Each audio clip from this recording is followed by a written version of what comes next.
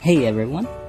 Have you ever looked at a sunflower, a dripping tap, or even a rabbit population and thought, there's got to be a pattern here? You're right! In Ian Stewart's book, Nature's Numbers, he shows us that beneath the world's incredible complexity lies stunning simplicity. Our mission today, to break down the chapter 9, Drops, Dynamics, and Daisies.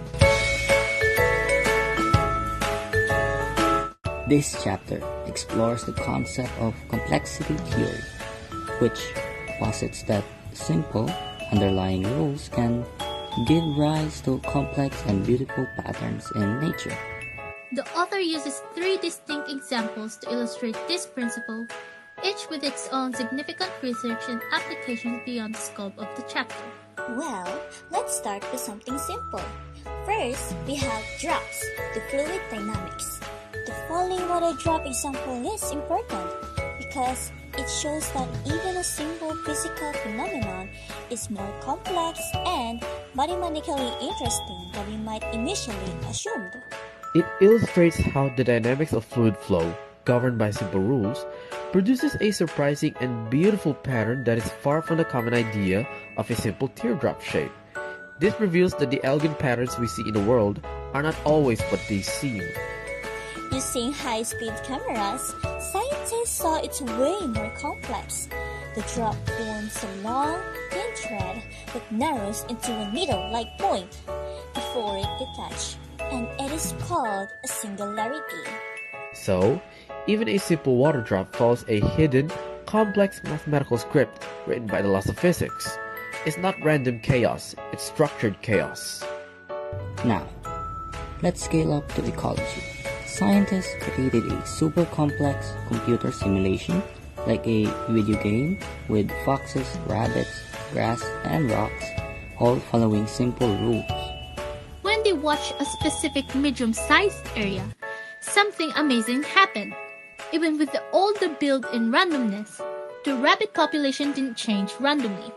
94% of its changes could be predicted by a simple, chaotic equation with just 4 variables. Dynamic, chaotic system.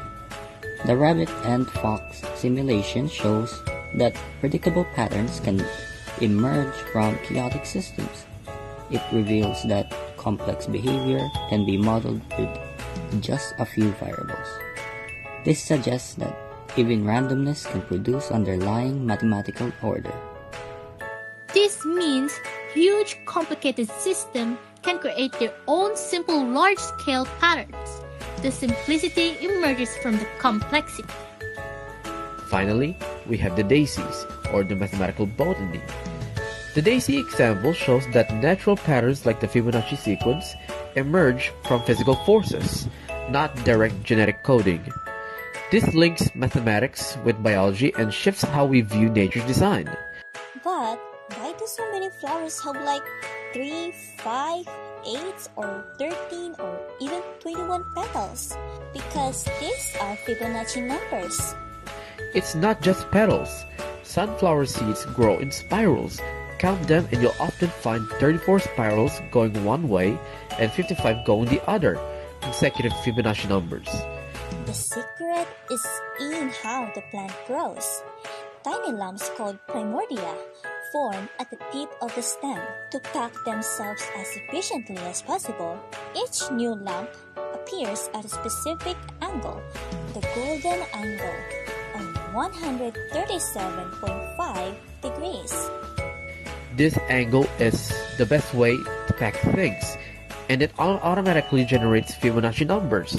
The genes don't micromanage the count, they just set the stage, and physics does the rest. In conclusion, this experiment provides a powerful example of simplicity emerging from complexity.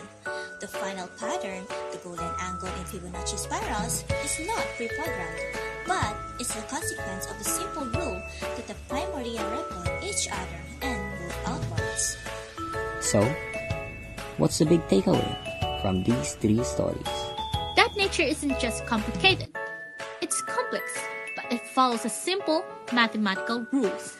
And we learn that you don't always need a super complex model to understand the world, because often beautiful simplicity emerges from the chaos.